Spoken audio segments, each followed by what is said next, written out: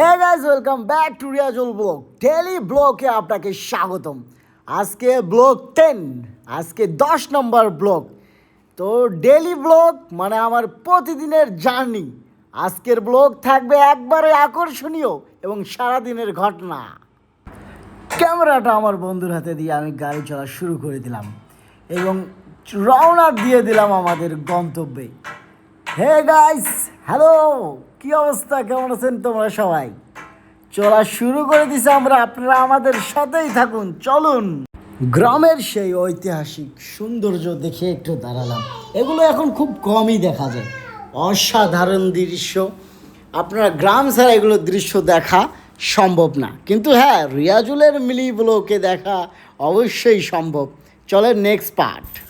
Already কিন্তু আমরা একটা ছোট্ট লিচুর বাগানে দাঁড়ায় গেছি। এই যে দেখেন আমার ছোট্টা বন্ধুরা, দেখছেন লিচু হোক হোক নাই নাই, লিচু বাগান দেখে নামে গেছে। এ শালা ছিঁড়বেও মনে হয় এখন, দেখছেন অতটা লিচু এখনও হয়ও নাই।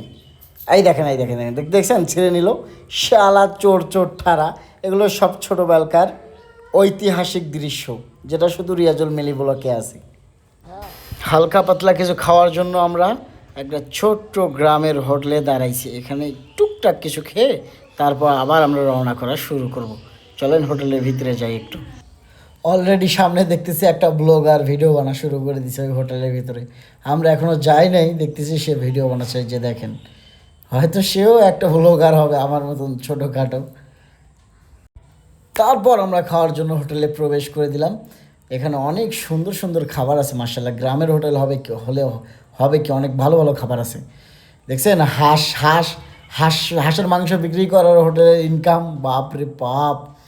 এখানে মানে লোক উড়াধুরা করে খাওয়া। এই দেখেন একটু এখানে একটু ফানি টানি কিছু চললো আর কি। খাওয়া দাওয়া শেষ করে চলে গেলাম আর এক জায়গায় লিচু পাড়াতে। দেখতেছি চাচা পাহারা দিচ্ছে, দেখছেন এত সুন্দর লিচু হয়েছে ভাই। কিন্তু লিচু পাড়াবো কীভাবে? লিচু চারোদিকে কিন্তু থই লিচু। এখন লিচুগুলো সেরকম বড় হয় নাই, হালকা বড় হয়েছে, কিন্তু লিচু পাড়াবো কি? ওইখানে চাচা বসাই দেখেন, চাচা পাহারা দিচ্ছে। লিচু পাড়াবো আমরা দাঁড়ায় আছি, কিন্তু নিচে দেখেন, এই যে দেখেন চাচা বসে আছে লিচুর গাছের নিচে। পাড়াবি আয়, তোরা পাড়াবি আয়। তারপর আমার একটা বন্ধু দেখেন এই যে যাচ্ছে, করছে রে শালা লিচু রে। কিন্তু চাচা তো নিচে দাঁড়ায় আছে। লিচু ছিড়বো তো কেমন করে ছিড়বো, এখান থেকে চলে যাওয়া।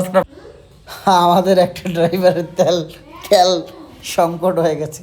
তো এখানে তো ফুয়েল কার্ড ছাড়া তেল দেয় না, তারপরও চেষ্টা তেল নেওয়ার আর কি। কী করবেন, তেল সংকট। তারপরও আর কি কাহিনী কীর্তন করে রিকোয়েস্ট করে ফুয়েল কার্ড ছাড়া একটু তেল নিলাম। তার গাড়িতে তেল নাই, তেল না থাকলে এখন কেমন করে চলা যায় বলেন? তেলের খুবই সংকট বাংলাদেশে। তারপর শুয়ে বাসায় এসে ভিডিওটা এডিটিং করলাম, আর সেটা ঠিক একটা সময় আপলোড হয়ে যাবে। তো যদি আমার ভিডিওটা আপনাদেরকে ভালো না লাগে তো লাইক, কমেন্ট অ্যান্ড সাবস্ক্রাইব করে দিয়ে যাবেন, কারণ আমি জানি আমার ভিডিওটা আপনাদের ভালো লাগে নাই। আল্লাহ হাফেজ।